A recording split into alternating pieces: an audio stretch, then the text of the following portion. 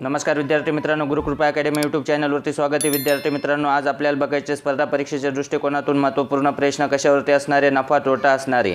तर काय असणारे नफा तोटा ट्रिक्सवरती उदाहरण काय दिलेले, एक वस्तू आपल्याला 40% नफ्याने 560 रुपयाला विकली जाते, तर 50% नफ्याने विकल्यास किती विक्री किंमत असणार आहे।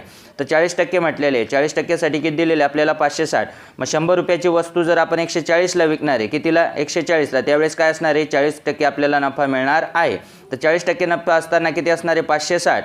तर आपल्याला 50% म्हटलेले, 50% म्हणजे किती असणार आहे 150 आपल्याला घ्यावे लागणार आहे, बरोबर x आपण घेतलेला आहे। तर बघा तिरकस गुणाकार केल्यानंतर x बरोबर किती येणार आहे 560, गुणाकारात किती घेणार आहे 150, भागाकारात किती असणार आहे 140। हा शून्य कट केला, हा शून्य कट केला, 14 1 14, 14 2 28, 14 3 42, 14 चौक किती होणार आहे 56, 4 गुणिले आपण किती करणार आहे 150, यांचा गुणाकार किती मिळणार आहे आपल्याला 600 रुपये। म्हणजे आपल्याला ती वस्तू